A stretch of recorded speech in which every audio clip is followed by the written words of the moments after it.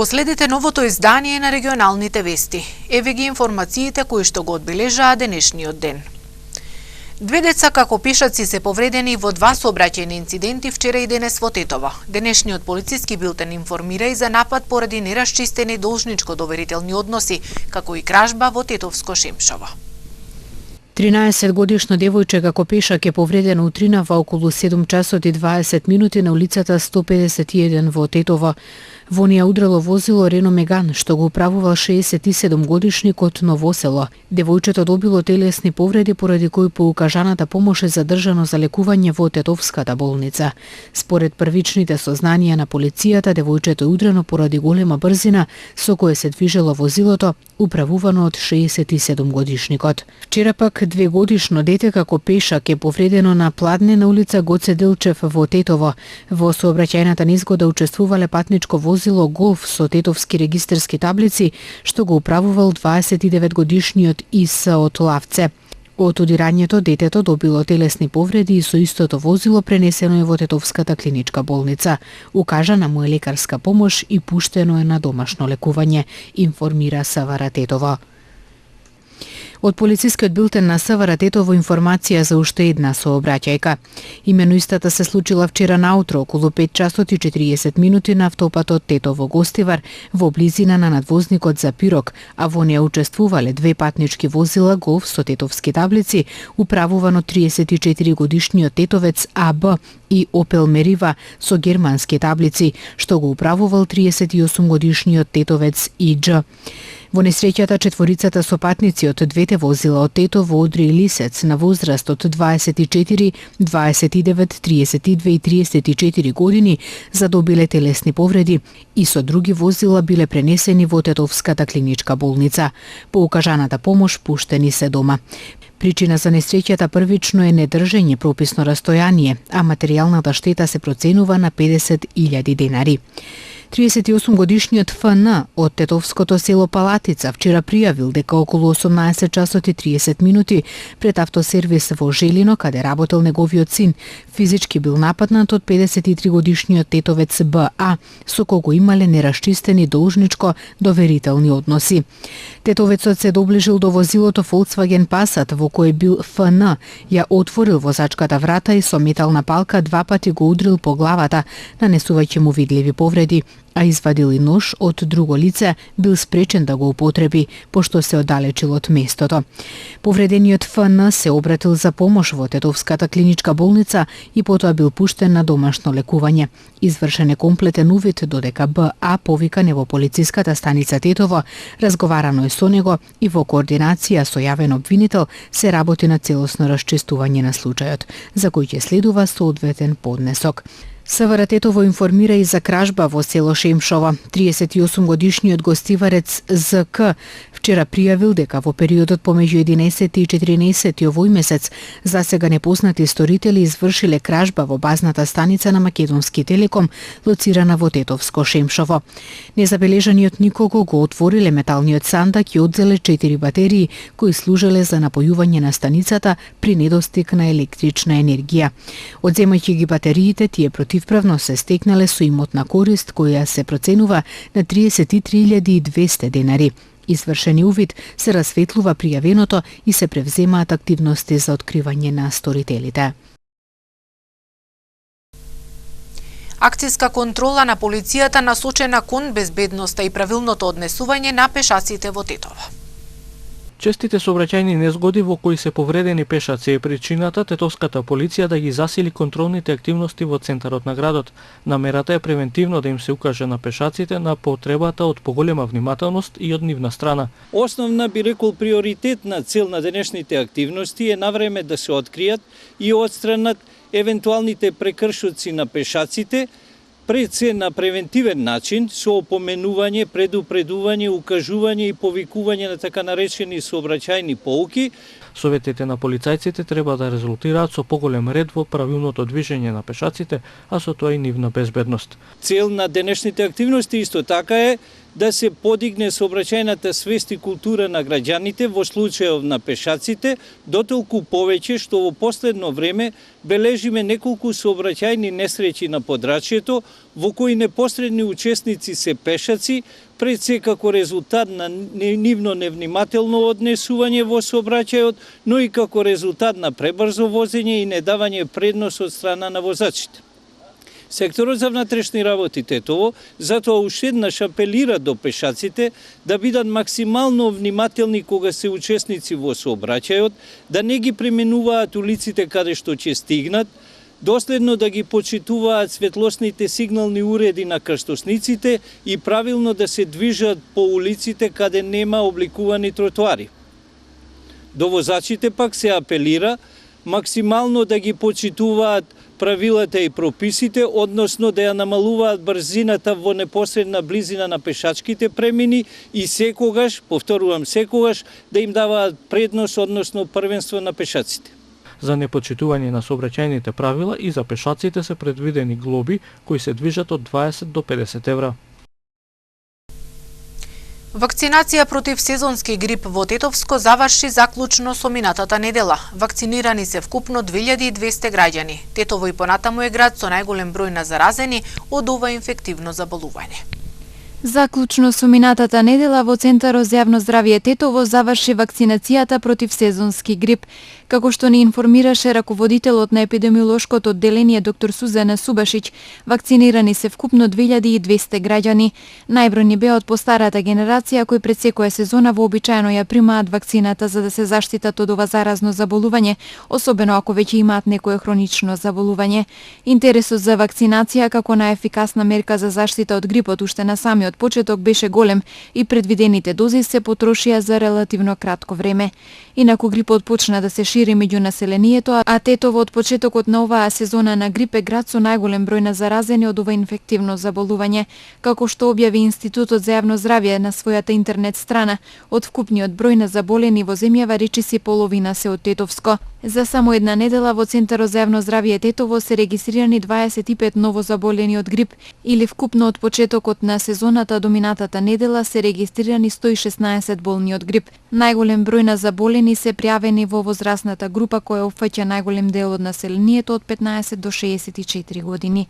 Како што објави Институтот за јавно здравје на Македонија, бројот на пријавени случаи на грип и заболувања слични на грип засега покажува дека вирусот има ниска активност на целата територија на земјава, односно се уште не е достигнат прагот на влез во сезоната на грип. Се очекува трендот на пораст на активноста на вирусот на грип да продолжи во наредните недели. Инаку грипот е заболување кое многу лесно и брзо се пренесува од болен на здрав човек, поради што спаѓа во најмасовните заболувања во светот, се карактеризира со брз почеток и со силно изразени општи симптоми: висока температура, малаксалост, треска, главоболка, болка во зглобови и мускули, сува кашлица.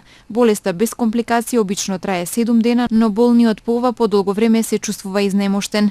Компликациите како воспаление на белите дробови или на средното уво се можни кај децата, хронично болните и старите лица. Лекарите советуваат граѓаните да не се лекуваат на своја рака, а при евентуално влошување или неподобрување на состојбата веднаш да се јават на лекар.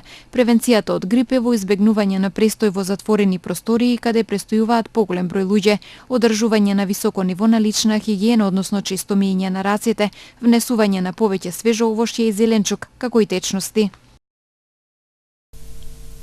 Управата за јавни приходи утре во Гостивар спроведува обука за граѓаните кои издаваат под закуп движен и недвижен имот. Целта е тие да се едуцираат за нивните права и обврски како даночни обврзници. Гостиварското одделение на Управата за јавни приходи ќе ги учи граѓаните што даваат под закуп станови, дуќани, викендици, опрема, возила и друго, колку и како треба да плаќаат данок.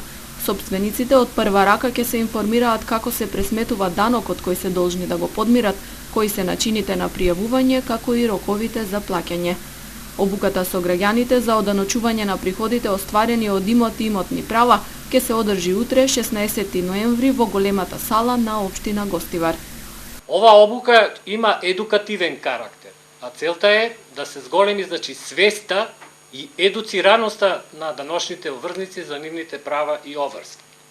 Овој вид на приход подлежи на оданочување со персонален данок на доход Така да на оваа обука ќе стане збор за тоа што е основата за пресметување на данокот, кој е даночниот обврзник, понатаму ќе стане збор како и кога треба да ги пријави овие приходи, начинот на утврдување на персоналецот, роковите за плаќање, а воедно и за други обврски што произлегува за овие даночни обврзници. Поради сето ова, ги покануваме сите заинтересирани граѓани и физички лица да ја посетат оваа обука, на која ќе стекнат знаења и практични примери за начинот на пријавување и оданочување на приходите од имот и имотни права.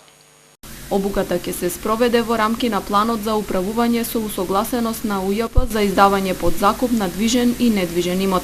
Учеството е бесплатно, а почетокот е закажан за во 14 часот.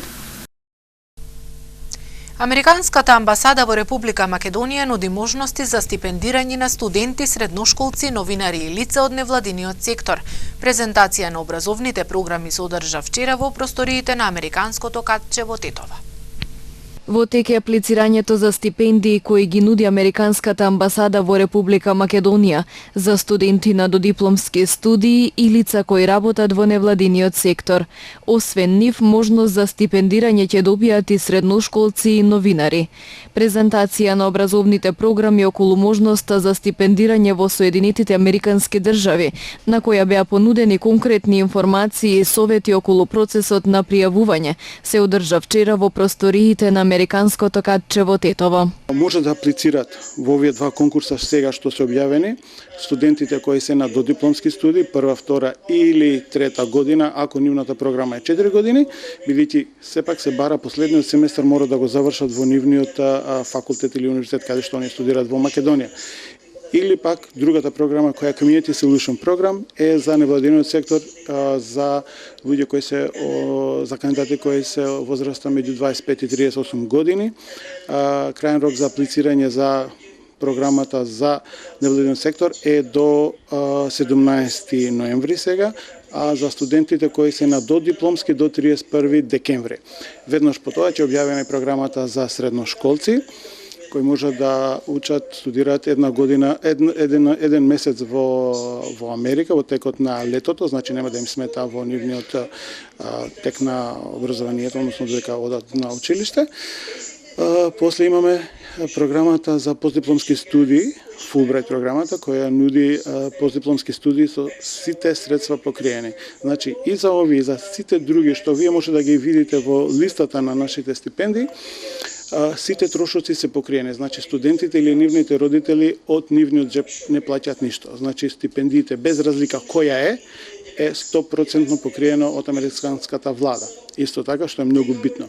Било кој да одлучи да аплицира, да знае дека ова се 100% транспарентно. Значи имаме и програмата која Macedonian Media Leaders програм. И ова програма, например, вас ви нуди една прекрасна можност да аплицирате за еден семестар да бидете во Америка, кај што ќе бидете во нека медиумска куќа таму, зависно дали тоа ќе биде телевизија, радио или социјални мрежи или било кое. 4,5 месеци во Америка, во кое што ќе придобивате и теоретска познавање на, односно усовршување во светот на медија, па исто така и практична работа, бидејќи секојдневно вие ќе работите со колегите во Соединетите Американски држави. За аплицирање за добивање стипендии за дообразување не е потребна документација. Покрај апликацијата треба да се достави копија од првата страна од пасошот како доказ за македонско државјанство и уверение за оценките или дипломата. Со студирањето во САД, освен дипломата која ќе ја добијат, студентите ќе научат и како да бидат општествено активни. Не само диплома или уверение што они ќе ја добијат, него исто така им овозможуваат да се запознаат со многу студенти из целиот свет, бидејќи сите овие програми се меѓународни, значи нема да се сретнат таму и да воспостават контакти само со американски студенти, туку и од целиот свет. Плюс тоа ќе ги учат за тоа што нас ни фали највеќе во последно време е за доброволни активности, за нивното учество во општество за различни потреби, например во Тетово или Скопје имавме поплави, како да се случиме со тие. И што е многу битно, тоа што се вика leadership capabilities, значи нивните искуства за идни лидери. Тоа го возможуваат скоро сите овие програми, но и кога се аплицира, тоа се бара. Значи ние не бараме само кандидати кои, односно студенти кои имаат просек 10.00, туку студенти кои можат да докажат дека освен нивното студирање или учење, тие се занимаваат и со други слободни активности. Дали тие се културни, дали тие се забавни, дали тие се спортски или било како други активности кои се надвор, односно како extracurricular activities на нивниот секојдневен живот, треба да аплицираат. Сите конкурси за стипендии се објавуваат на интернет и на Facebook страницата на Американската амбасада, а сите заинтересирани може да добијат повеќе информации и во американското катче во Тетово. Празникот посветен на светиот великомаченик Георги Ѓурѓиц во среда ќе се прослави во манастирскиот комплекс во Мала Речица. На 16 ноември среда во манастирскиот комплекс Свети великомаченик Георги Победоносец во Мала Речица ќе се прослави празникот посветен на светиот великомаченик Георги Победоносец Ѓурѓиц. Во 12 часот ќе биде извршен чинот на мал водосвет, пошто ќе бидат прережани кумските колачи принесени во слава и чест на светителот. Традиционално ќе биде приредена братско-сестринска трпеза на љубовта, организирана од годинешните кумови. На 16 ноември се празнува преносот на моштите на Свети Георги од Никомидија во градот Лида Палестинска, каде што пострада во времето на царот Диоклицијан.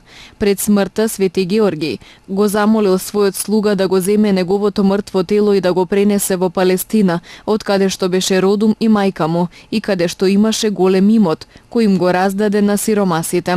Слугата така и направи. Во времето на царот Константин во Лида побожните христијани му изградија на Свети Георги прекрасен храм и при осветувањето на храмот во него ги пренесоа моштите на светителот и таму го закопаа. Од чудотворните мошти на Свети великомаченик Георги се случија големи чуда.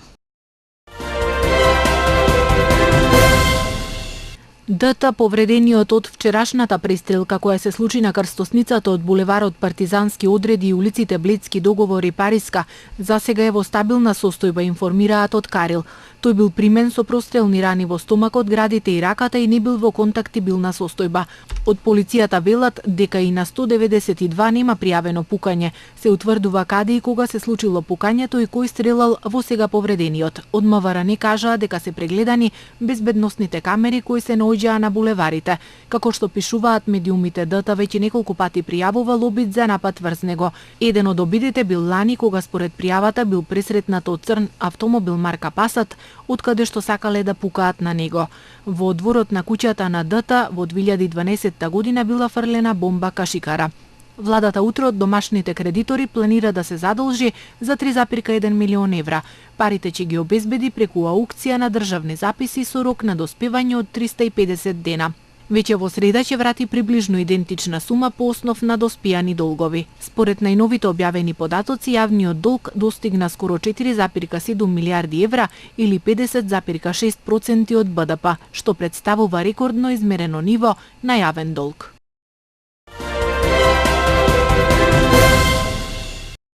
Американскиот председател Барак Обама по денешната средба со неговиот грчки колега Прокопис Павлопулос во Атина изјави дека од витално значење за САД и за НАТО Европа да биде силна и обединета. Според него новоизбраниот председател Доналд Трамп ќе ги почитува меѓународните сојузи на земјата кога ќе стапи на функцијата во јануари наредната година. Тој на грчкиот председател му посочил дека и демократите и републиканците ја разбираат можноста на НАТО во трансатлантските односи. Рускиот министер за економија Алексеј Илиукаев е уапсен под сомневање дека земал $2 милиони подкуп за да посредува во преземањето на фирмата Башнефт од страна на државниот гигант Роснефт во минатиот месец. Тој е највисок функционер во руската влада кој е уапсен од 1991 година.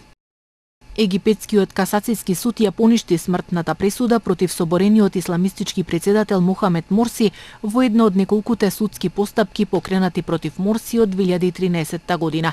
Судот побара повторно судење за Морси поради вмешаност во бегство од затвор и насилства против полицајци за време на судирите во 2011 година во кој беше симнат од власт Хосни Мубарак.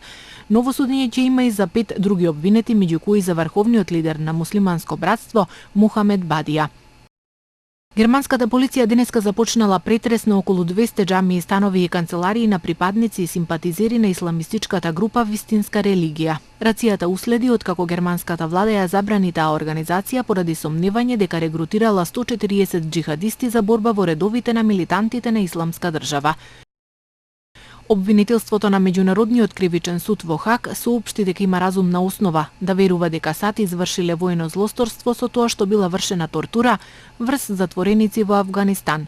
Станува збор за најмалку 61 затвореник кои биле лошо третирани за време на нивното сослушување, се наведува во извештајот објавен вчера. Дополнителни 27 луѓе биле тортурирани од ЦИА, а повеќето злосторства се случиле меѓу 2003 и 2004 година, кога американски председател беше Џорџ Буш.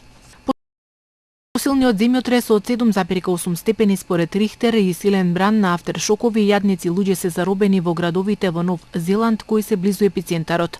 Во регионот на Кантербјури прогласена е вонредна состојба. Над областите Хурнуи и Каикура хеликоптери се впуштени во спасувачка мисија на туристите и луѓето кои живеат во отсечени заедници од поместување на земјиштето. Светската метеоролошка организација соопшти денеска дека 2016 година најверојатно ќе биде најтоплата година откако постојат податоци за температурите на глобално ниво. Оваа агенција на Обединетите нации објави дека се очекува температурата оваа година да достигне ниво кое е за 1,2 степени Целзиусови повисоко од она од периодот пред индустриската револуција.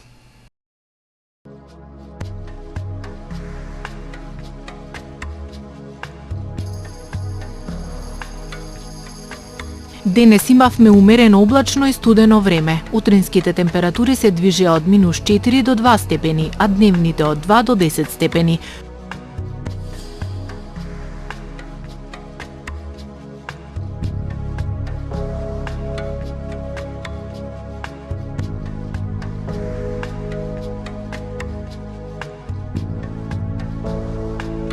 Утре не очекува облачно време. Утринските температури ќе се движат од -6 до 0 степени, а дневните од 3 до 12 степени.